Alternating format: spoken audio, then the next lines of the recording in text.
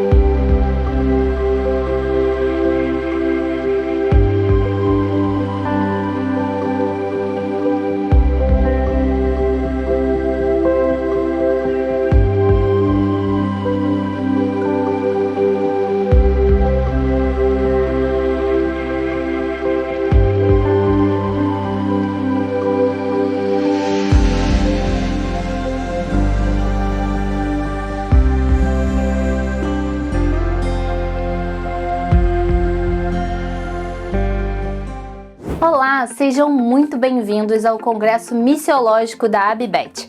O tema deste ano fala sobre o diálogo da missão e as culturas. Serão 2 dias de reflexão e muito aprendizado com especialistas que atuam no contexto missionário por todo o mundo. Fique atento, porque já vai começar. Seja muito bem-vindo ao nosso primeiro dia do nosso 5º Congresso de Reflexão Missiológica esse congresso da ABIBET, em parceria com a Junta de Missões Nacionais e a Junta de Missões Mundiais. É uma alegria para nós podermos estar juntos com você nesse momento de reflexão, nesse tema tão importante, que se faz tão relevante para esse tempo, onde nós podemos discutir o papel dessa contextualização do exercício da missão diante das mais variadas culturas do nosso país e do mundo. Desejamos, enquanto a ABIBET deseja, que você tenha aqui 2 dias de muito aprendizado, de muita reflexão, de muita partilha, e que isso possa somar, agregar no seu trabalho, na sua reflexão, na sua produção acadêmica, mas também, principalmente, no seu exercício ministerial. Que Deus te abençoe nesse tempo, que Ele traga luz à sua mente, entendimento ao seu coração, e que seja de fato um tempo e um dia, nesse primeiro dia, de bênçãos do Senhor para a nossa vida. Que Deus te abençoe e um bom evento. Olá, pessoal. Vocês estão aproveitando as várias reflexões e discussões no Congresso? Queremos convidá-los a conhecer um pouco mais sobre a Revista de Reflexão Missiológica. A Revista de Reflexão Missiológica de Missões Mundiais tem por objetivo, a partir da sua vinculação institucional e confessional, ser um espaço que evidencie a riqueza da diversidade de pensamento e da reflexão crítica no campo da missiologia e áreas correlatas, que divulgue resultados de pesquisas inovadoras e de projetos e ações missionárias relevantes com vista ao enriquecimento do saber missiológico e da prática missionária da Igreja, que acompanhe e fomente a produção missiológica que se efetua em outros países, assinalando a vocação internacional da revista, que registre a produção de conhecimento no contexto missiológico contemporâneo. O público-alvo da Revista de Reflexão Missiológica são vocês, professores, pesquisadores e estudantes, bem como todo cristão interessado na reflexão teológico-missionária. A Revista de Reflexão Missiológica oferece acesso livre e imediato ao seu conteúdo, seguindo o princípio de que disponibilizar gratuitamente conhecimento científico ao público universaliza o conhecimento. E as submissões de artigos, relatos de experiências e artigos é livre e gratuita e não contempla remuneração aos seus autores. Para conhecer melhor os parâmetros de submissão e demais informações, basta acessar o site da revista e você encontrará todas as publicações. Nosso desejo é que todo o conteúdo da Revista de Reflexão Missiológica possa ser usado para gerar maior reflexão da missiologia no meio acadêmico. Começa agora um momento de conteúdos muito importantes e inspiradores com o pastor Alexandre Peixoto, de Missões Mundiais, o pastor Fabrício Freitas, de Missões Nacionais, e o Missiologados, com a Nauzira Nascimento e o pastor Alcir Souza. Pegue papel e caneta para anotar tudo o que puder e um bom congresso a todos. Olá! Boa noite! Chegamos nesse dia 4 de agosto, desse tão esperado encontro, desse congresso entre Missões Mundiais, Missões Nacionais e a ABIBET. Na verdade, o congresso é da ABIBET. Missões Nacionais e Missões Mundiais se uniram para trazer uma visão missiológica contextualizada para esse tempo da sua formação. Agradecemos aos professores com quem estivemos mais cedo no Mestre com Carinho. Agora, nessa plenária fantástica com pessoas do Brasil inteiro e de fora do Brasil, para trazer esse tema da contextualização. Tema atual, tema atualíssimo, tema que faz parte da agenda de todos os obreiros. E você que está se preparando para uma posição de liderança, ou você de uma posição de liderança que voltou às cadeiras dos seminários, das casas de formação, para se requalificar, você tem hoje a oportunidade de refletir como ser uma igreja relevante na sociedade. Eu posso pensar, você já viu meu sotaque de mineiro, né? Desde Belo Horizonte, Minas Gerais, passando pelo Brasil, entre os ribeirinhos, ou lá no Vale do Jequitinhonha, que conheço bem, ou o sul do Brasil. Mas se a gente for ao Uruguai, aqui do nosso lado, há uma realidade muito baixa da presença de evangélicos, ou Paraguai, ou Argentina. Se a gente expandir para a América Central, se a gente for à Europa, se chegarmos à Ásia e à África, a nossa cabeça vai explodir da necessidade de nos adaptarmos, de nos contextualizarmos, de estarmos inseridos dentro da sociedade, para que, sim, possamos aplicar o princípio básico para o avanço do reino, que é a aculturação. Precisamos nos envolver, precisamos ser relevantes na sociedade. O ponto é esse. Todo esse debate, toda essa conversa desses dias, as oficinas, as plenárias, querem nos chamar para uma reflexão de relevância. Para que existimos? Adianta sermos os melhores? Adianta sermos bons só para nós? Ou fazendo os grandes congressos com gente circulando do Brasil de norte a sul, mas só serve para a gente mesmo? Não, nós somos sal e luz. Acontece que há um Brasil carecendo de luz. Acontece que há um Brasil carecendo de sabor.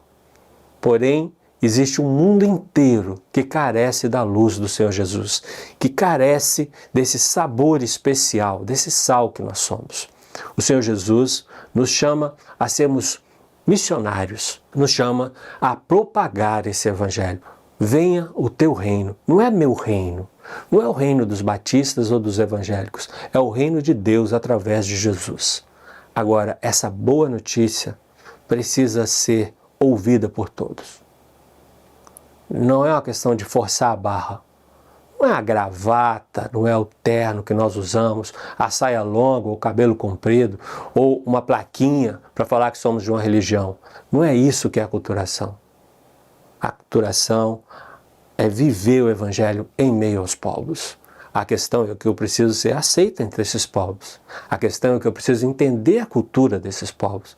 A questão é que eu preciso entender a dinâmica social desses povos. A questão é que eu preciso entender o contexto que esses povos estão inseridos. Então esse nosso tempo aqui, 2 dias muito especiais, com plenárias e oficinas, será com o propósito de dar um impacto em nossas mentes, de como sermos mais relevantes em nossa sociedade, como eles podem sentir o nosso sabor e andar pela nossa luz. Somos as estrelas que apontam o Salvador. E agora, nesse momento, nós vamos abrir com a primeira plenária. E quem vem para fazer essa plenária é um dos nossos craques, é um dos nossos referências. Ele está diretor da Junta de Missões Nacionais, mas ele não é um homem de gabinete, ele é um homem de linha de frente. É o Fabrício Freitas. O Fabrício tem realizado um grande trabalho de contextualização urbana. Em Missões Mundiais, nós temos uma frente que a gente chama Cidades Estratégicas. 80 cidades do mundo têm mais de 1 bilhão de pessoas. Algumas dessas estão dentro do Brasil. O evangelho, nos contextos urbanos, requerem uma mudança de mente das nossas igrejas atuais. E Fabrício Freitas tem feito isso de uma forma muito dinâmica, com resultados muito concretos. Vocês vão ouvir agora um acadêmico, mas também um homem de linha de frente. Deus abençoe, meu querido amigo Fabrício Freitas, com vocês nesse tempo. Olá, meus queridos irmãos, que alegria poder estar participando deste 5º Congresso Missiológico da nossa querida ABBET, da Associação Brasileira de Instituições Batistas de Ensino Teológico. E nós, como Missões Nacionais, somos gratos a Deus em sermos parceiros da ABBET, juntamente com Missões Mundiais, num congresso tão importante quanto esse, quando nós pensamos de maneira muito preciosa sobre reflexões missiológicas para o nosso tempo, para a nossa geração. Sou grato a Deus em poder participar, estar com você nesta noite, neste tempo tão importante, e agradecer a Deus pela sua vida, pela sua participação, por estar aqui com você, né? Desde ontem, nós temos tido esta oportunidade de pensarmos sobre contextualização, missão em diálogo com as culturas. Nós temos tido esta oportunidade de termos essa reflexão muito preciosa. E eu tenho a alegria de hoje poder compartilhar com você um tema que pulsa no meu coração. Quero louvar a Deus pela vida do pastor Anderson, que nos lidera na ABBET, toda a sua diretoria, e como Missões Nacionais, mais uma vez, a gente agradece. Eu quero louvar a Deus por você, que faz parte de um dos seminários, você que faz parte de uma das escolas teológicas dentro do Brasil ou fora dele, e que está conosco neste momento, participando deste congresso. Confesso a você que este tema pulsa no meu coração: contextualização. E de maneira muito especial, contextualização para o pastor urbano, a contextualização para a igreja urbana.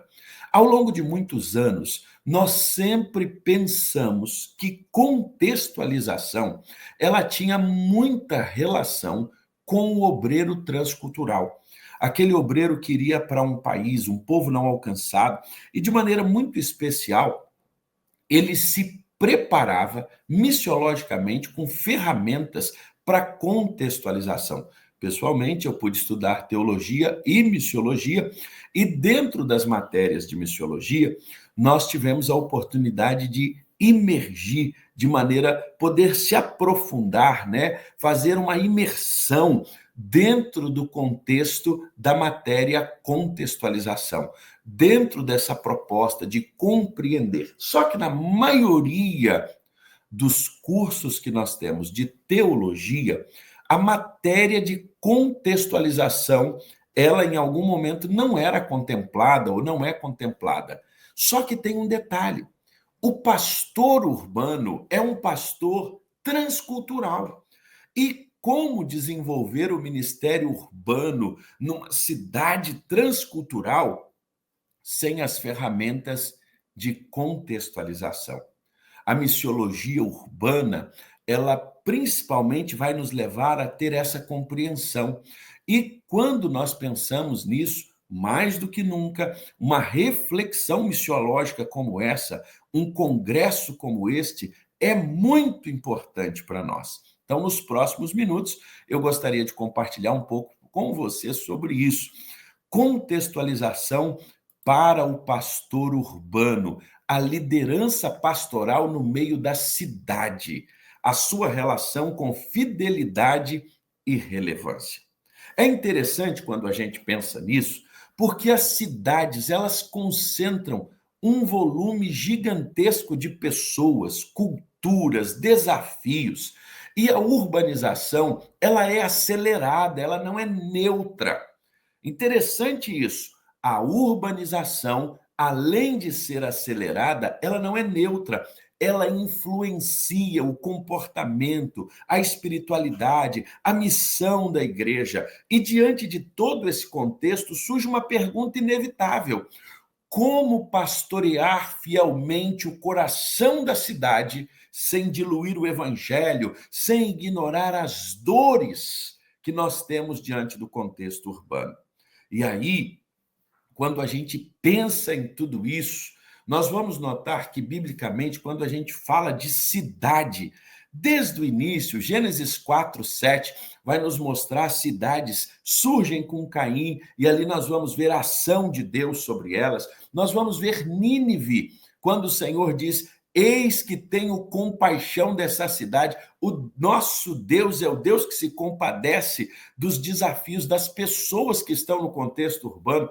Paulo na plantação de igrejas do Novo Testamento, igrejas urbanas estratégicas, e nós vamos ver lá no final, no capítulo 21 de Apocalipse, a Nova Jerusalém. Então nós vamos ver que a Bíblia é permeada por cidade, mas a grande pergunta é: como eu, como um líder, posso viver e pastorear fielmente a cidade sem diluir o evangelho e sem ignorar as dores urbanas? Eu diria que o nosso grande desafio inicial tem relação com uma mudança de mente. Metanoia. Que desafio temos nós? E quando a gente pensa em metanoia, e a gente fala sobre mudança de mentalidade, esta questão de contextualização, o mundo urbano, eu estou falando que o cenário em que a gente vive, as questões que assolam a igreja, estão se tornando tão complexas para os líderes, para todos nós, e as apostas que são feitas pela liderança são tão grandes, e as consequências, como diz o Dr. Aubrey Malfus, elas são do fracasso, da tentativa de acertar, a busca de pastores e líderes tentando responder à cidade, tentando serem relevantes no contexto da cidade. As questões que envolvem a igreja urbana são tão desafiadoras que o Dr. Aubrey Malfus vai ser claro em dizer: a gente tenta responder, mas a complexidade é tão grande que muitos obreiros estão fazendo apostas altas. E quais as consequências? Fracassos profundos. E aí, diante de tudo isso, a gente para pensar o que nós tínhamos em um mundo rural, ou um Brasil que a gente poderia dizer que a sua grande maioria estava no contexto e com a mentalidade rural, agora está num contexto e mentalidade urbana. Todo esse material que eu tenho compartilhado com você faz parte de todo um movimento de revitalização de igrejas, de uma proposta chamada MAPA. MAPA é metanoia, atualização ministerial, pessoas e processos e ações intencionais.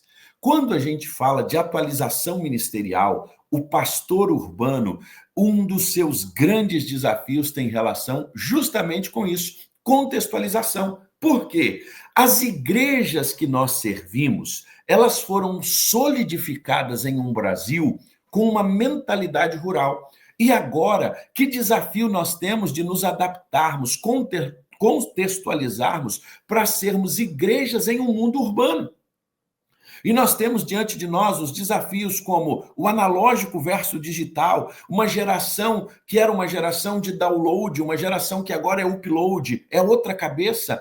A contextualização em um mundo que foi talhado, formado, uma mente de igreja baseada na geografia, e agora nós estamos no mundo relacional. Como a gente lida com isso? Nós crescemos no mundo analógico e agora nós vivemos no mundo digital. Lá atrás nós tínhamos no nosso contexto de igreja uma mentalidade em que nós recebíamos conteúdo todo o tempo, nós estávamos prontos para parar e receber muito conteúdo. Agora essa geração quer produzir conteúdo, ela quer muito mais fazer uploads do que downloads. E o nosso contexto de igreja foi marcado pela geografia e não pelo relacionamento. As igrejas eram consolidadas a partir do bairro. É tanto que essa ideia de paróquia, a igreja nasce e a cidade nasce ao redor da igreja. No contexto urbano já não é mais assim. E diante de tudo isso, a pergunta que nós temos feito é: como um pastor irá pastorear fielmente o coração da cidade se ele ainda nem sequer conseguiu entender essas mudanças? Porque nós estamos nesse tempo de tantas mudanças. E como nós vamos poder pastorear sem, de alguma forma, diluir o evangelho? Porque a Bíblia é a palavra de Deus. E nós não abrimos mão dessa verdade. E diante disso, pensando em contextualização, eu quero abordar um pouquinho mais nos próximos minutos, pensando nessa questão. Como nós, líderes, vamos compreender o contexto em que nós estamos para aplicar com relevância as escrituras sagradas, que é para nós a palavra de Deus. Há um autor, o Heder, que ele mostra que lá atrás as igrejas tinham muito foco em programas. Naquele contexto, ele está nos falando ali, alguns anos atrás, e quando ele nos fala sobre isso, quando ele menciona como ele fazia uma análise das igrejas, dos líderes, aqui em 2011, ele fala um pouquinho sobre foco nos programas, as igrejas estavam olhando a sua nostalgia, a tradição. Esse é um livro da editora Cultura Cristã, sobre revitalização de igrejas segundo Deus. Muito interessante esse livro. E ele fala que naquele momento as igrejas tinham uma dependência muito grande da personalidade, uma mentalidade de manutenção, uma ideia de justificação e de vitimismo, uma má reputação com a comunidade e muitas igrejas se desviando do evangelho. Aquele era o cenário que ele fotografou ali por volta de 2011. Dr. John Yurt, antes da pandemia, ele lançou um livro chamado Novo Normal, lançamos aqui por Missões Nacionais. Ele já tinha uma outra perspectiva. Ele mostra que naquele momento ele estava enxergando igrejas em declínios, ele via igrejas vivendo aquele efeito platô, né? Um foco centrado no interior da igreja, uma membresia inativa, falta de atividade missional. E aí, logo depois da pandemia, passando aquele momento tão desafiador, nós temos o Dr. Aubrey Malthus escrevendo sobre isso, e ele diz: pós-pandemia, nós temos uma doação diminuída, uma presença em declínio, uma liderança paralisada, um estresse esmagador, exaustão. A igreja diminuiu seu impacto na comunidade, pessoas carentes de Jesus, porém não alcançadas. quando a gente viu tudo isso, aliado a todos esses desafios que nós temos na nossa geração, nós ainda tivemos e temos que lidar com o que nós denominamos de evolução urbana. O que seria isso? Quando a gente pensa, a maior parte da população mundial, e no nosso contexto brasileiro, vive em cidades. Uma população essencialmente urbana, cerca de 87% dos habitantes do Brasil vivem na zona urbana. E aí nós vamos olhando isso, apenas 12% na zona rural. E mesmo quem está no contexto de zona rural, a mente é urbana. E a gente vive um tempo de inversão. Algumas características, dentre elas, a principal é essa questão de desmetropolização, o crescimento das cidades médias, mudanças econômicas, culturais, sociais, estruturas pelas quais a sociedade brasileira vem passando, mudanças pelas quais nós viemos enfrentando, e a cidade vem ganhando novas formas. E diante de tudo isso, quem nós temos? Nós temos a igreja. E quais seriam as respostas da igreja acerca disso? E aí a gente pensa, por exemplo, na mudança de comportamento das pessoas que envolve essa evolução urbana e ainda tudo a evolução, quando a gente pensa a evolução digital. Você já parou para pensar quantas coisas estão ocorrendo quando a gente pensa na evolução digital, além da evolução urbana, tudo aquilo que a gente tem acerca da evolução digital? Quando a gente fala de evolução digital, pós-pandemia, esse modelo integrado, online e presencial, a redução ou perda de exclusividade de um líder de uma igreja local. Hoje você não é apenas o único pastor da sua congregação, as pessoas pelas quais nós pastoreamos, elas ouvem outros líderes na internet, uma grande exposição a inúmeras alternativas teológicas e doutrinárias, novos modelos eclesiológicos surgindo aí, que a gente tem que lidar com tudo isso, menor regularidade, menor apego à estrutura física. E no meio de tudo isso, eu perguntaria a você, o que mais você acrescentaria? Quando a gente olha todas estas coisas, o que está diante de nós? Este é o cenário que nós temos, este é o cenário que nós estamos. Um cenário onde nós temos que lidar com analógico, com digital, com esta geração que, mais do que receber conteúdo, ela quer produzir conteúdo, mais do que geograficamente, as pessoas se vincularam por relacionamentos. E aí, a pergunta é, como nós lidamos com isso? Porque nós não fomos preparados para esse tempo. Nós, pastores, líderes, fomos preparados dentro de um contexto analógico, dentro de um contexto de relação geográfica, a igreja mais próxima da sua casa, e dentro de um contexto onde a gente não tinha tanto conteúdo assim. Então, a comunidade local era o centro de onde a gente aprendia todo o conteúdo. Agora não. O mundo é digital, a gente vive com outras gerações, e o relacional é extremamente mais forte. O que vincula são os relacionamentos e não a geografia. Por isso, uma pessoa corta de uma cidade para outra para vivenciar a experiência de ser igreja. Tudo isso vai nos levar a uma mudança de mentalidade, metanoia. E para isso, a pergunta é, como pastorear fielmente? Qual seria o perfil do pastor urbano?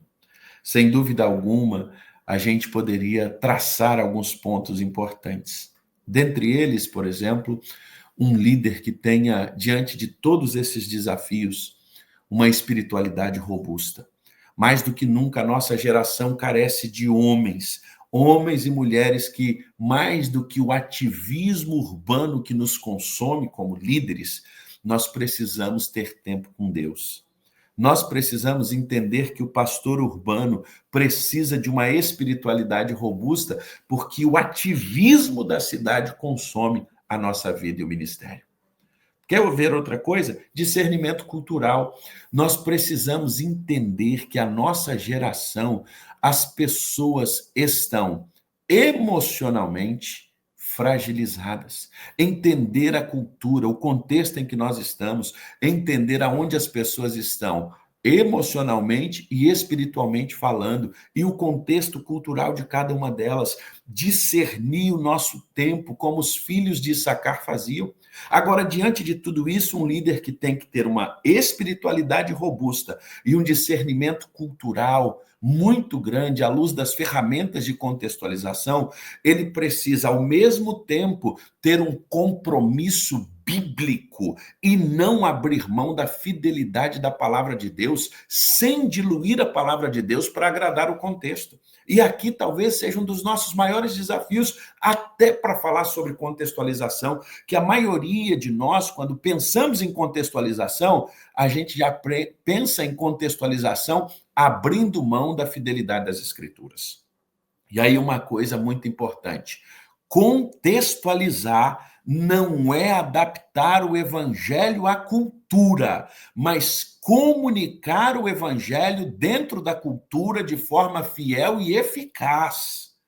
Nós não abrimos mão dos nossos valores. Nós somos o povo da palavra de Deus. Contextualizar não é adaptar o evangelho a uma cultura, mas é comunicar o evangelho da graça de Deus, mostrar a metanarrativa da redenção dentro daquela cultura, daquele contexto, de forma fiel à palavra de Deus e eficaz. E para isso, nós podemos, como líderes nessa geração, termos o relacionamento discipulador, a jornada discipular, o caminho relacional como uma maneira para que isso aconteça. E sempre entender que nós precisamos ter uma flexibilização da estratégia, não das escrituras. A estratégia, ela se muda. Ela é contextual, nós podemos usar uma nova linguagem, uma maneira, a mídia, a arte, a tecnologia, mas nós nunca podemos abrir mão daquilo que é o principal, a Bíblia como palavra de Deus e a verdade do Evangelho revelada a nós através das páginas do Novo Testamento, através da Escritura, da palavra de Deus. Então, esse compromisso bíblico. Um líder no contexto urbano, ele é aquele que tem uma espiritualidade robusta, um discernimento da sua cultura e contexto, ele tem um compromisso, a palavra de Deus, ele busca se relacionar com as pessoas, ele pode até ter estratégias diferentes, mas contextualizar não é adaptar o evangelho à cultura, mas é comunicar o evangelho dentro de uma cultura de forma fiel e eficaz. Quero terminar dizendo que nós temos grandes desafios. O individualismo, o isolamento, a pressa, a superficialidade, o pluralismo, a resistência à verdade, as carências emocionais, a fragmentação familiar. É por isso que nós, líderes, no contexto urbano, seremos um ouvido, um ponto de escuta, instrumentos de Deus para essa geração. Exemplos de descanso no Senhor, na palavra, líderes relacionais, instrumentos de Deus para formar outros líderes nos contextos onde Deus nos colocou.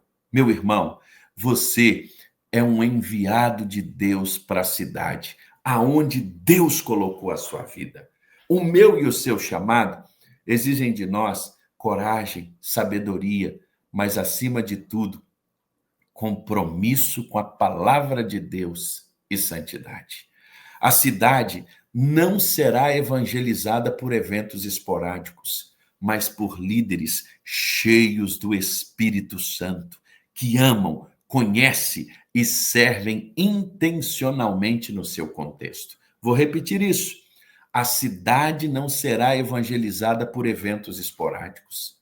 A cidade vai conhecer o evangelho através de homens e mulheres cheios do Espírito Santo, que amam, conhecem e servem intencionalmente nos seus contextos. Que Deus abençoe a sua vida. Como é bom ter você aqui conosco.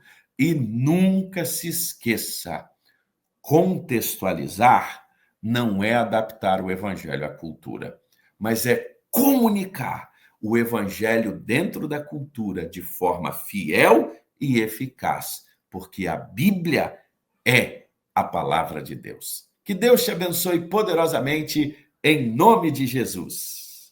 Olá, graça e paz a todos. Que alegria estarmos aqui, nesse tempo, nesse Proclamai, o maior congresso missionário da América Latina. Que bênção para nós é voltarmos ao Proclamai, é termos o Proclamai de novo com a gente.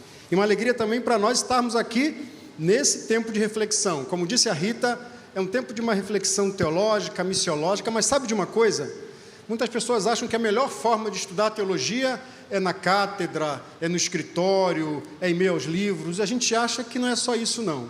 A melhor forma da gente estudar teologia, pensar as coisas de Deus, é como discípulos de Jesus, irmãos, sentados juntos, num espaço de comunhão, junto à mesa, não apenas como mestres ou como discípulos, mas como irmãos e irmãs que se amam, que amam e servem e adoram ao mesmo Deus. Por isso não tem um Deus como um objeto de estudo, mas como um sujeito que ama, um sujeito que cuida e protege cada um de nós, que é o nosso Senhor e Redentor.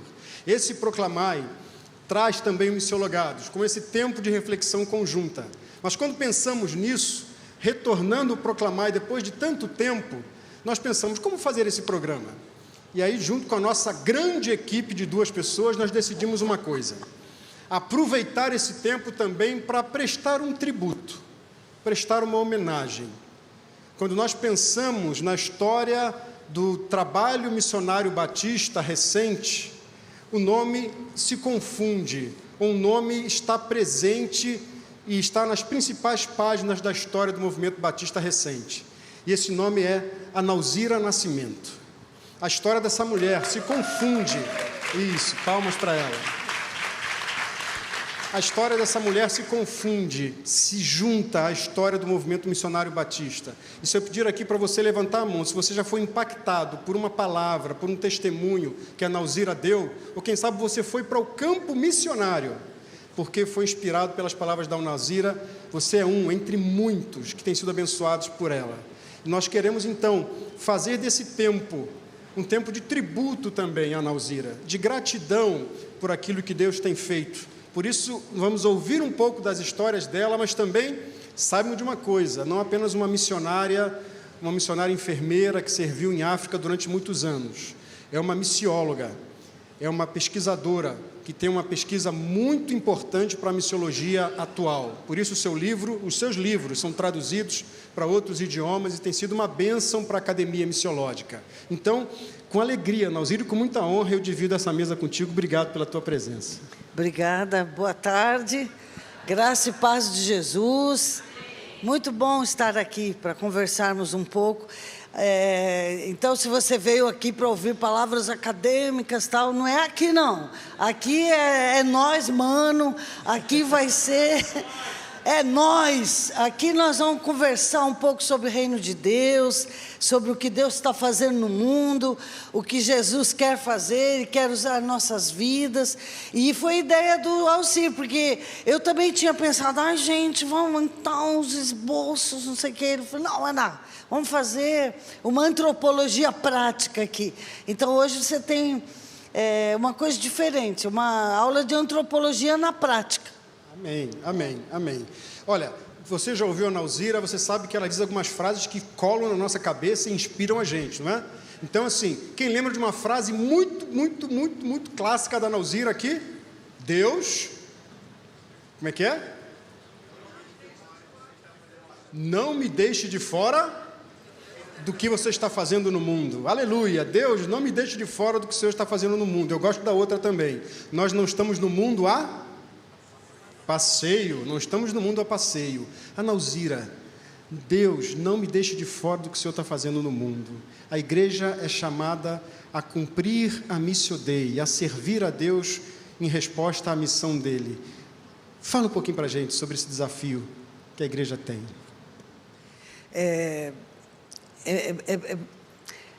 É difícil se conter e o que falar com uma pergunta dessa, né? E é interessante que nós dois somos maloqueiros mesmo, ninguém planejou nada aqui, viu, gente? Não tem nada assim, pergunta aquilo. A gente estava pensando em conceitos gerais e falamos, vamos lá, deixa o Espírito fazer na hora e perguntar. Mas pensando nisso, Senhor, não me deixe de fora. acho que é uma preocupação que deveria ter em cada um de vocês, em mim, no Alcir, em cada um de nós, assim, entender, isso eu tenho falado no Brasil inteiro, por aí onde eu vou, entender que existe uma grande história que Deus está escrevendo, né? A palavra de Deus, desde o Gênesis, vem contando essa história tão linda, desse plano redentor, que Ele quer redimir sua criação. Ele continua hoje trabalhando e Ele vai cumprir seus propósitos. Amém, gente? Amém. Ele vai cumprir. E agora, eu não tenho relógio aqui para dizer na hora X do Brasil, agora, não sei que hora é na China, nos Estados Unidos, agora Deus está agindo no mundo. E Ele vai cumprir seus planos. Então não me deixe de fora, seria assim, cada um de nós se sentir parte desse grande projeto, você sentir parte dessa história. Você não tem a sua história. Ai, a minha história, meus planos. Não, fofo é fofo, né? A tua história tem que estar conectada com a dele. A nossa história, nossos objetivos de vida, quais são teus objetivos? Se não estiver alinhado com o objetivo dele, gente, nós estamos, sabe? Então, não me deixe de fora, Senhor, do que o Senhor está fazendo, eu estar disposta a entrar nessa vibe de Deus, né? Desculpa que eu falo muita gíria, brinco muito, mas é realmente sintonizar o teu Wi-Fi aí, não é? Quando a turma chega na tua casa, qual é a primeira coisa que os jovens pedem na sua casa? Não é? Qual é a senha? A galera, e não é só a galera não, todo mundo chegou na nossa casa, nem cumprimenta. Qual é a senha? Todo mundo quer estar conectado, antenado. O Wi-Fi é importante para ter conexão. Então, quando eu digo isso, é isso, sabe? A igreja de Jesus e o crente individualmente, todo mundo ter esse anseio, esse sonho, esse desejo, essa vontade de ser parte, estar dentro do que Ele está fazendo. Não sei se responde ao Ciro. Claro, sempre responde. E aí a gente olha que, para a gente, muitas vezes, uma vida que não está em comunhão com Deus ou está em pecado, é uma vida que transgride leis, não é? Mas quando a gente olha para Gênesis, quer dizer, o pecado é a ruptura de relação, da nossa relação com Deus. E quando a gente perde a nossa relação com Deus, a gente perde o sentido da nossa vida, a gente perde a nossa consciência de servir e cuidar do próximo, de ter o cuidado pela criação. Então, pecado é ruptura de relacionamento. E quando a gente está longe do relacionamento com Deus, a gente perde o sentido da vida. E aí, então, é fácil querer estar no mundo a passeio, né? Exatamente. E, desculpa a sinceridade. Sabe, gente, Alcir, eu assumo o que eu falar aqui, viu? Porque eu brinco muito, falo assim, eu sou velha, sem filtro, então hoje você tem a vantagem da idade. A turma fala assim, os pastores, deixa a veinha aí, né? Então, é nesse sentido que eu queria dizer. O perigo da igreja estar em pecado, o perigo de eu estar em pecado, você, porque pecado não é só fazer uma lista de coisas, porque o adultério, a mentira, não, pecado é eu não estar entendendo o que Deus quer para a minha vida e não fazer o que o Criador mandou fazer. Amém, gente? Estou errada? Estou certa ou estou errada? Então, é isso, Eu levo muito a sério isso, sabe? É muito sério a igreja ou eu querer ter minha vida, meus projetos, se eu não quero fazer parte, participar disso que ele está fazendo. Tem um missiólogo, né, o Vicedon, e ele diz assim sempre, que a igreja tem que obedecer essa ideia missionária de Deus, a vontade missionária de Deus, e que a igreja não pode decidir se ela quer fazer missões. Será que a nossa igreja, vamos fazer a reunião da comissão, não sei do quê, vamos... Não, ele fala, a igreja não tem que decidir se ela quer fazer missão, ela tem que decidir se ela quer ser igreja, porque o sentido de existir igreja é participar da missão de Deus, é continuar a obra de Jesus, é ser parte da Missio Dei. Missio Dei não é feijoada não, gente. Missio Dei não é sobremesa. Missio Dei é um conceito missiológico para se referir a esse trabalho de Deus no mundo para alcançar a humanidade, que Ele mandou o seu Filho unigênito, que morreu na cruz do Calvário por nós. E hoje nós damos continuidade a essa obra e podemos decidir participar, não é, do que Deus está fazendo. Legal, legal. Eu gosto muito do Santo Agostinho quando ele fala que uma goiabeira não come do seu fruto. A goiabeira dá frutos para que abençoe aqueles que estão próximos dela. A gente fica muito nessa coisa, às vezes, de trabalho missionário, evangelístico, e é uma frase muito comum, Ana Alzira, de dizer assim, a gente tem que ouvir as perguntas que as pessoas fazem no mundo. A igreja tem que estar atenta para responder às perguntas do mundo. Sim, mas não só. Mas talvez ela precise ser essa agência de reconciliação que entende o seu lugar na história e ajuda o mundo a entender quais são as verdadeiras perguntas que eles devem fazer. A igreja, mais do que apenas responder perguntas, deve ser esse lugar onde as pessoas olham e falam assim, por que esse doutor deixou uma clínica para ir para a África servir? O que move esse jovem que tinha uma carreira promissora nessa empresa a escolher fazer um outro caminho de serviço e doação? O que faz essa senhora aposentada acordar toda manhã e cuidar dos pobres e aflitos? O que faz esses jovens irem para a praia, não apenas para curtir, surfar, mas para estar ali dividindo a graça e o amor de Deus? Que as pessoas olhem para a igreja e perguntem, e façam as perguntas corretas. Isso quer dizer que a gente precisa entender a razão da gente existir, o sentido para a nossa vida. E o sentido para a vida passa muito mais do que uma competência que a gente tem, mas uma consciência de quem a gente é, não é? Por isso uma certa senhora missionária abençoada diz muito que ela não é um evangelista, mas ela sabe amar. Sabe quem disse isso? É que eu não sei, é verdade, a turma pensa que às vezes eu faço muita palhaçada, né, gente, brinco muito, mas é mesmo, eu não tenho muito jeito para evangelizar, sabe? Eu sou muito maloqueiro resume, né?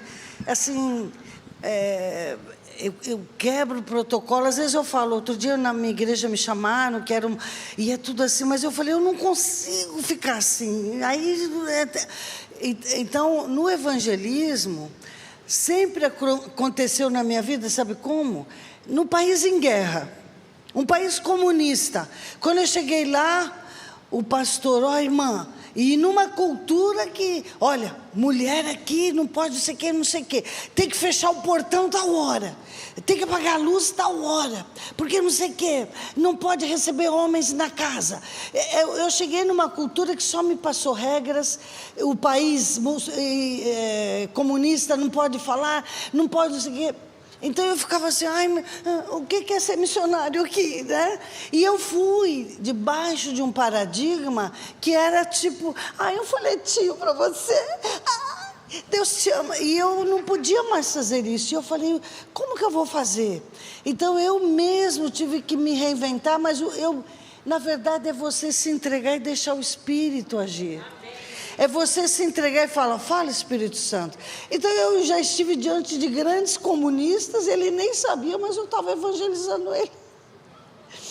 Quantas vezes, às vezes, médico na guerra, gente, eu cuidei de tantos feridos, e eu cuidei de grandes comunistas, ali na cama, chorando. Como é que eu faço? Eu quero ser igual a você. Quer dizer, ele nem sabia o que era que tinha aqui, mas eu quero esse negócio aí. Ele queria Jesus e nem sabia.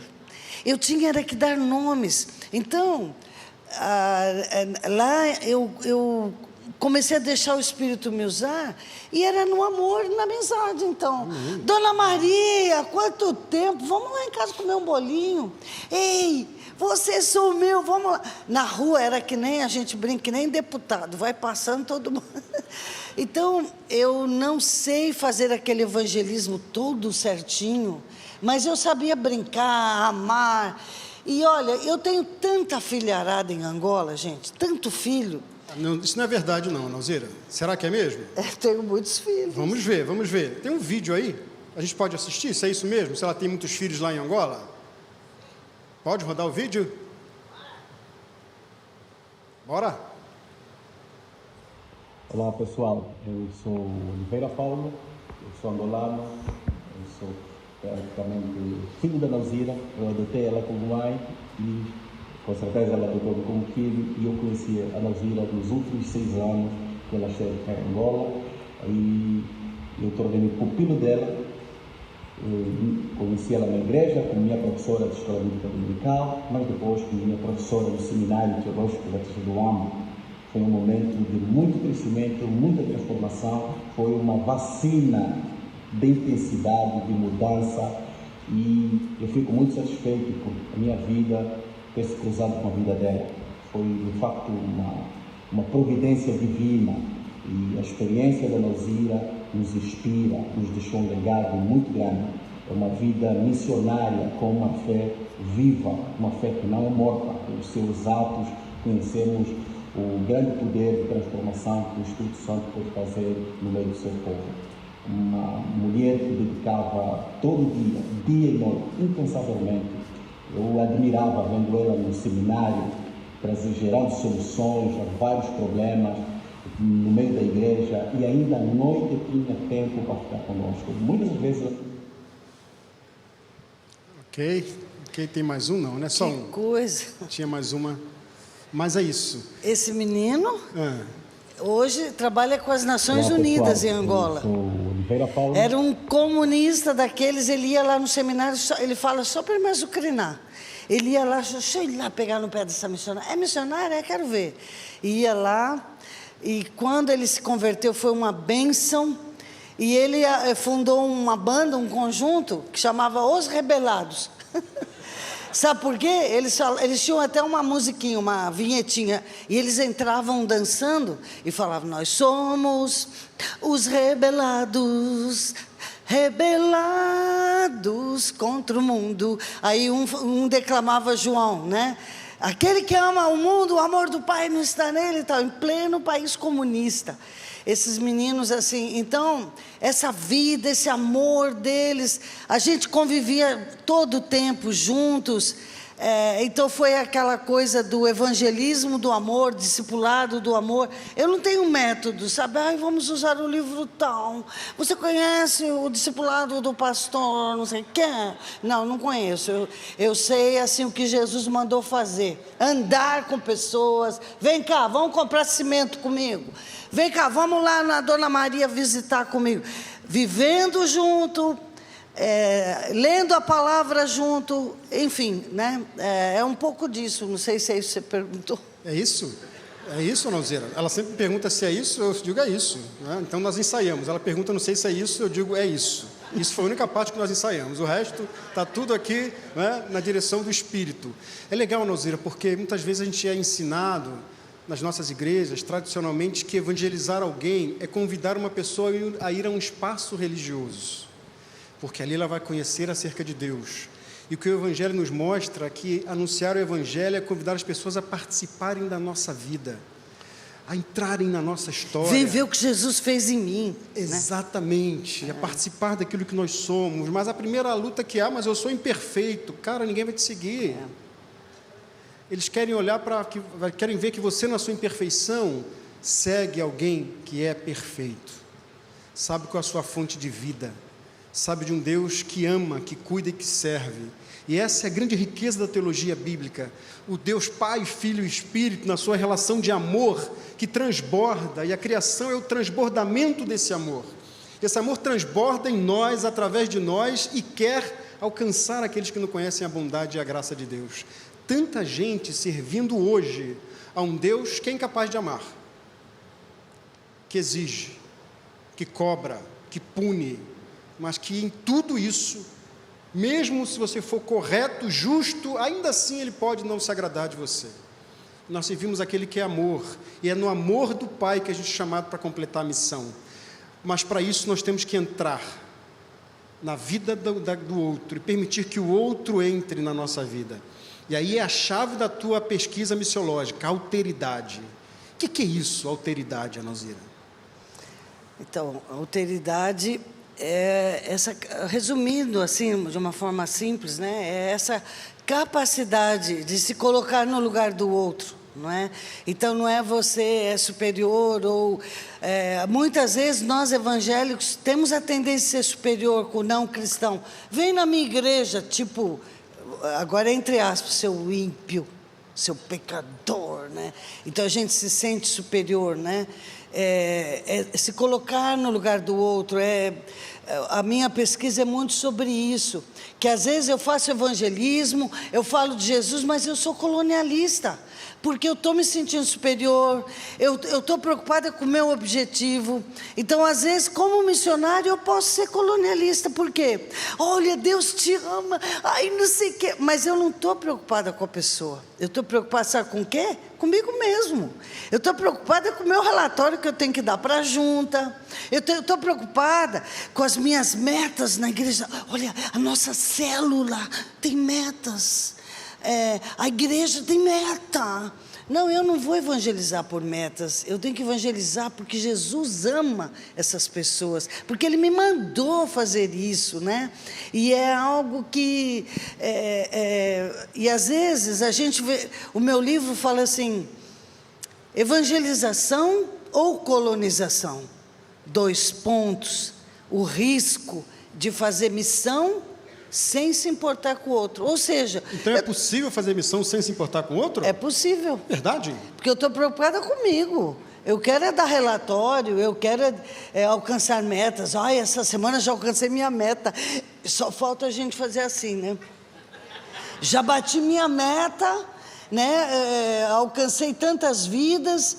Então, a gente tem uma preocupação com pessoas que vão para o céu, mas eu não estou amando pessoas, preocupada com as pessoas. Então, é possível fazer missão sem se importar com as pessoas, né? E eu já fui colonialista e sou, às vezes, se a gente não se cuida. Cada dia eu tenho que perguntar, e você também, qual a minha motivação? Por que eu estou fazendo isso?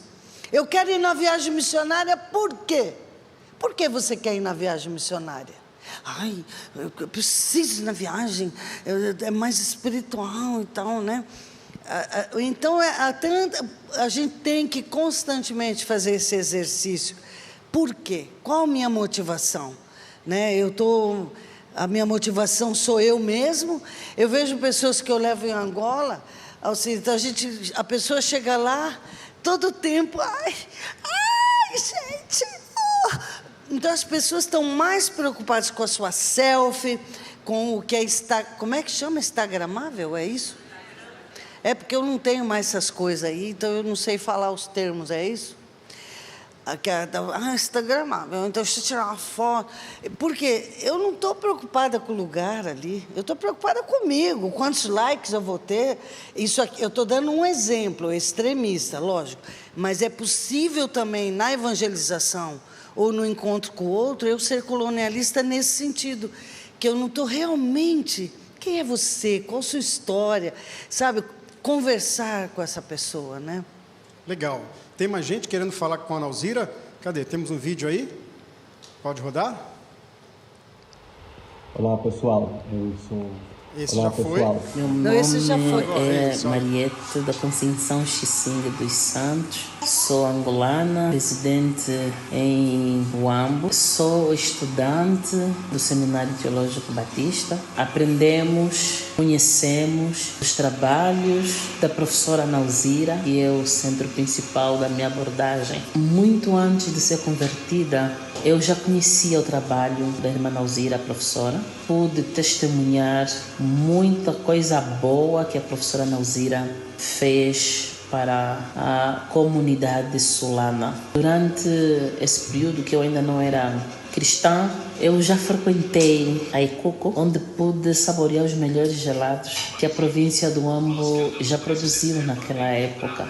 Os melhores doces e salgados. O que eu ouvia falar na época é que aquele lugar foi criado para beneficiar a comarca do Huambo, os presos. A primeira igreja batista tinha ali, e como tem até hoje, a comarca como sendo um dos campos missionários que sua origem tem muito a ver com o trabalho que a nossa irmã missionária e professora Ana Alzira do Nascimento começou em Angola. Outra coisa que eu conheci do seu trabalho antes de ser cristã foi a participação da professora como enfermeira no Hospital Central do Huambo, num período em que a guerra se fazia sentir em Angola. Eu era criança, esse período foi até os meus 14 anos, né, de idade, que eu presenciei a guerra em Angola, e a nossa irmã, a professora Ana Alzira, participou ali, cuidando do pessoal, ajudando com aquilo que sabia, o seu conhecimento, para poder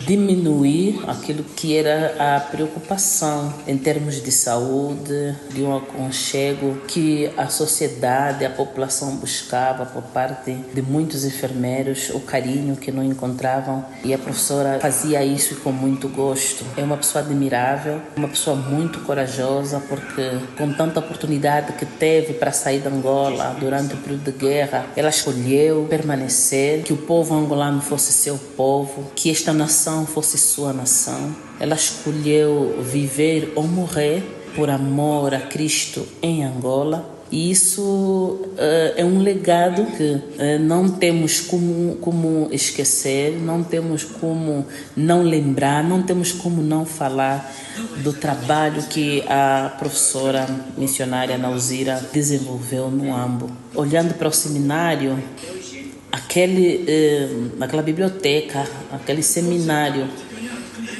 que hoje nós cuidamos também com muito gosto e falamos de boca cheia, começou com a professora Ana Alzira. Uau, peraí, Ana Alzira.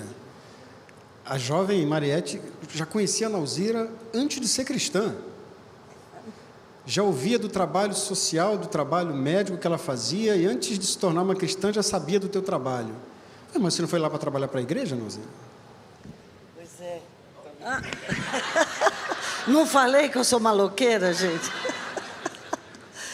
É que eu fui para lá e o país em guerra. Só que quando eu cheguei, a guerra foi piorando. E aquilo era... Gente, guerra, não pensa você que... Ai, gente, eu vou no shopping enquanto dá tempo. Não, fofa, não dá. Não tem... Guerra é todo o tempo. Então, há períodos que acalmam um pouco... Mas quando começa naquela cidade, na tua cidade, então a minha cidade era a segunda cidade do país e era a cidade do guerrilheiro, do líder. Então o governo prometia destruir minha cidade. Era uma luta de poder, assim, terrível. E aí a gente ficou no meio daquela confusão nesses anos. A igreja chegou a ficar fechada há 1 ano, com tanto bombardeio, tanta bomba, né? E então foi uma loucura, e nessa confusão toda o governo tinha me chamado para trabalhar. Eu ia dizer, não posso, eu sou crente, eu sou enfermeira, eu fiz quem é da saúde é que sabe, você faz um pacto de assistência e de cuidar, seja quem for. E lá fui eu, gente. Então eu trabalhava no hospital. Loucura, só que quando os guerrilheiros tomaram a minha cidade, os médicos fugiram e fiquei sozinha com algumas freiras. Então isso até hoje é a fofoca assim, da história. Tem um vídeo na internet que chama A Enfermeira que Ficou. Esse vídeo conta essa história, porque os médicos fugiram, a ONU foi lá buscar os estrangeiros, mas Deus falou para mim, você vai ficar. Foi muito claro. À noite, quando eu pregar... eu vou pregar amanhã de manhã. E se der tempo, eu vou contar alguma coisa do meu testemunho. Então, depois, gente. Nós temos tudo organizado aqui, está tudo planejado. Não, agora não, Alzira. Vamos seguir o script. Vou seguir o roteiro. Não, era agora só para responder a pergunta aí também. Está vendo? É tanta história que você se perde. E aí eu fiquei com essas freiras. E as freiras é que me deram coragem. Não fui eu, não. Não pensa vocês que... Vamos lá, em nome de Jesus! Não. Eu falei assim para uma das freiras. e aí, você vai embora? Aí a chefe delas, uma polonesa, virou para mim e falou assim, por que eu vou embora? Tom. Uma freira católica, assim, né? E aí o senhor confirmando, você vai ficar. E foi uma bênção, nós ficamos lá, o hospital, os médicos tiveram que fugir, porque eles trabalhavam com o regime comunista, tiveram que fugir para não ser mortos. E nós ficamos ali cuidando de feridos, tudo. Mas por que eu falei do hospital? Ah, que ela me conhecia antes de ser crente. Isso, exatamente. Então essa coisa rodou o país.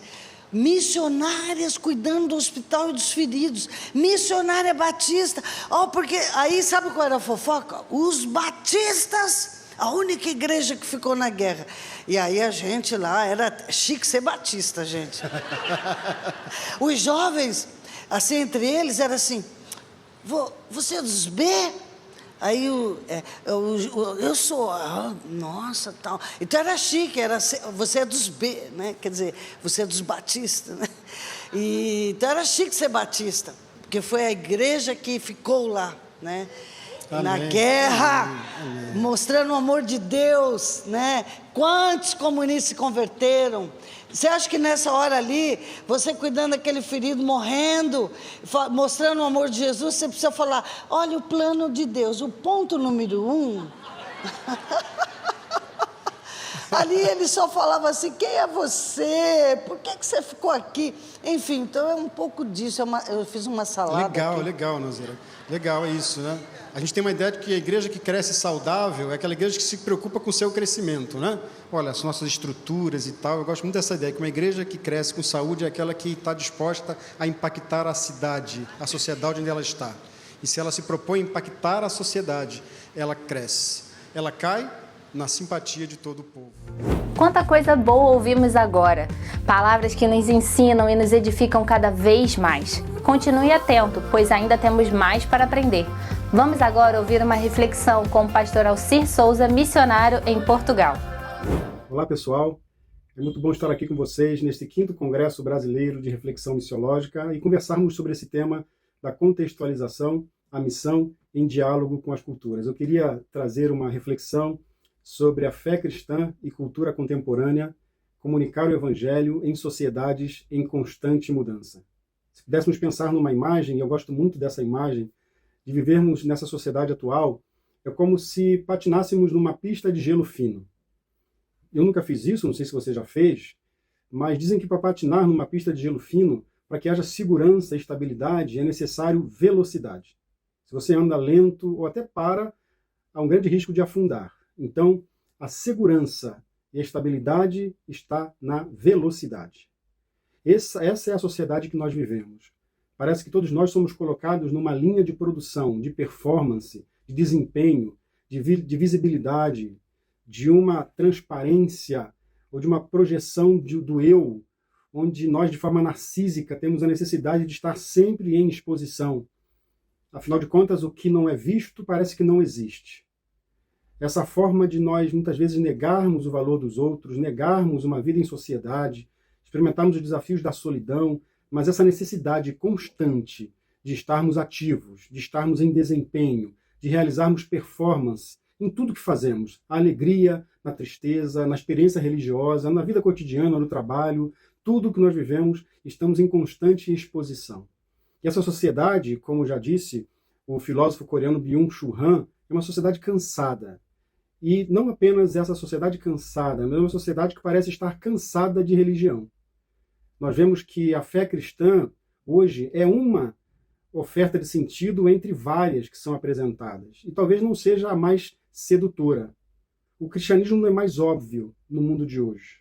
E mais, parece que cada vez mais pessoas na sociedade ocidental buscam sentido para a vida não mais interior de templos, mas no mundo, na rua, de um modo geral. Como comunicar o Evangelho em sociedades assim? Há, nos estudos da contextualização, a consciência de que existem 2 caminhos, 2 itinerários de estudo da relação entre a fé e a cultura. De modo geral, um seria mais interno e um outro mais externo. O que eu quero dizer com isso? O primeiro é a tarefa que a igreja tem de pensar, de olhar para si, para dentro de si, da sua natureza, da sua missão, da sua eclesiologia, é identificar ídolos da cultura onde ela está. E atenção, irmãos e irmãs, o tema do sincretismo religioso ele não está apenas no contexto da Ásia, da África, do Oriente Médio. Há teólogos e missiólogos que nos alertam para o sincretismo que a igreja viveu na própria sociedade ocidental. E o que isso quer dizer? De que maneira a igreja assimilou, acomodou-se a aspectos da modernidade, aspectos pós-iluministas na sua própria Constituição. E são muitos esses aspectos. A gente podia enumerar alguns aqui. Primeiro, a questão do racionalismo. De que maneira nós vivemos ou submetemos a fé cristã ao critério último de verdade da razão. De certa maneira, nós priorizamos uma doutrina mais sistematizada, desvinculada da experiência, desvinculada da narrativa, desvinculada da espiritualidade. Talvez uma apologética racional tenha sido mais a forma de lidar com o mundo do que simplesmente entender as suas próprias dinâmicas, entender os desafios que envolvem também as múltiplas racionalidades. Nós vivemos o problema do individualismo. Fé como uma experiência privada, centrada no eu, uma experiência individual que traz algumas distorções aos conceitos importantes de indivíduo, de autonomia, de liberdade, de autenticidade. E nessa experiência há uma clara perda da dimensão comunitária. É importante a consciência de Jesus como nosso salvador pessoal, mas a salvação de Jesus não se limita apenas a isso. Nós temos o desafio do dualismo, do secularismo, a divisão entre espiritual e secular. A fé relegada à vida doméstica, sem nenhum impacto na esfera pública. A espiritualidade meio que escapista, desencarnada da realidade. A questão, por exemplo, do consumismo e do pragmatismo, uma igreja que se contenta em ser apenas provedora de serviços religiosos para a sociedade ocidental. Então, uma ênfase está na produtividade, na eficiência, no crescimento numérico, eventos ocultos que são transformados em eventos, e muitos fiéis se tornam consumidores, se tornam clientes. Toda a nossa liturgia é modelada por uma estética de mercado, pela lógica do entretenimento. Nós temos, por exemplo, também a questão dos extremismos, o moralismo excessivo, uma moral conservadora abstrata, ou um relativismo ético, teológico, ou seja, todas essas são tensões modernas em torno do tema da autoridade e da liberdade, mas que muitas vezes no discurso religioso achou um lugar confortável nos extremismos.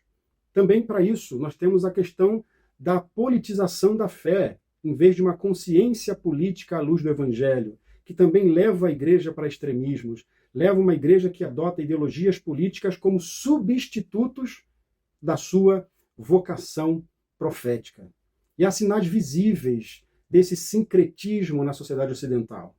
Liturgias vazias de transcendência, onde Deus ou é substituído por dogmas, por moralismo ou por ritualismo, ou por experiências místicas sem fundamento evangélico. A questão de uma liderança ou de lideranças narcísicas, pouco comprometidas com as demandas do reino de Deus no seu próprio ministério, discipulado superficial, sem compromisso com a vida, com a cruz e com a comunidade, uma certa pregação inofensiva, centrada no bem-estar pessoal, sem confronto com o senhorio de Cristo, uma espécie de evangelho domesticado, que em vez de ser escândalo, se torna terapia. E talvez a perda da vocação profética da igreja, de falar ao mundo em nome de Deus, de olhar para as dores do mundo e comprometer-se em sua tarefa como agentes do reino de Deus. Isso trouxe muitos desafios para a igreja, e o principal é o desafio de redescobrir a sua própria realidade à luz do Evangelho, a sua cosmovisão bíblica, o seu modo de ver o mundo a partir da palavra, a sua liturgia, a maneira como ela manifesta em sua liturgia a história de um Deus que se revela. Por isso que a palavra de Deus nos diz que a adoração está conectada à missão, porque toda adoração conduz à missão, e toda missão deve conduzir à adoração a Deus.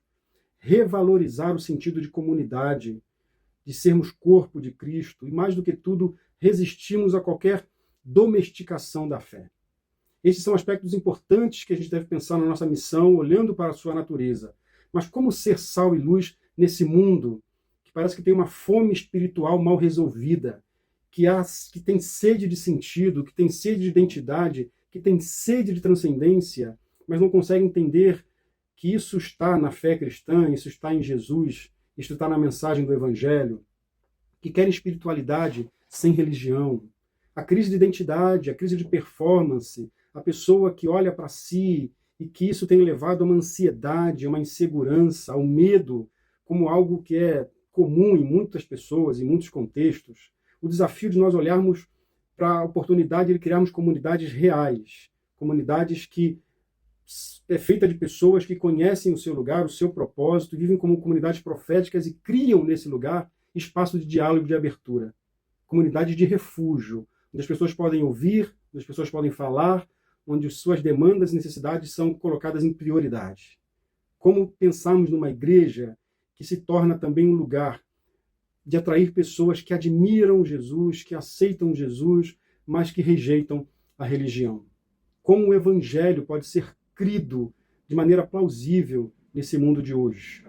Talvez a igreja se tornando mais uma vez uma comunidade alternativa, um povo enviado por Deus, encarnando o evangelho em meio às diferentes culturas. Isso significa vários aspectos, mas eu queria enumerar alguns apenas. O primeiro é viver com fidelidade a Deus onde Ele nos colocar. Mostrar Jesus. Não só argumentar sobre Ele. Não só tratar de questões doutrinais acerca da fé em Jesus, mas revelar o amor de Jesus, não como pessoas perfeitas, mas frágeis. Frágeis, que sabem onde encontraram e onde podem levar as pessoas a encontrar sentido para a vida. Ter uma presença relacional no mundo.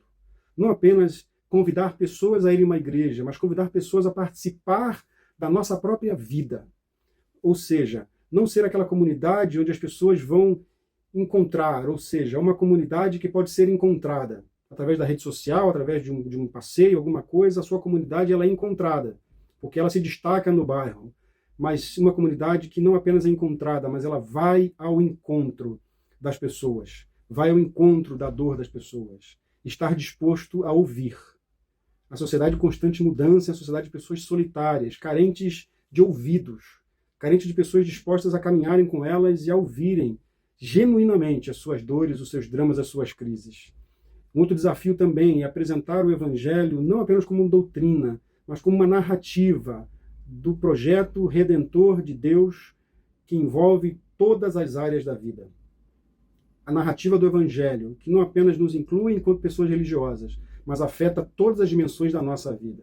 Viver esse Evangelho de maneira genuína, compreender a leitura do Evangelho, anunciar esse Evangelho não como doutrinas ou dogmas, mas como uma narrativa de um Deus que se revelou amor, graça, bondade e reconciliação a todos.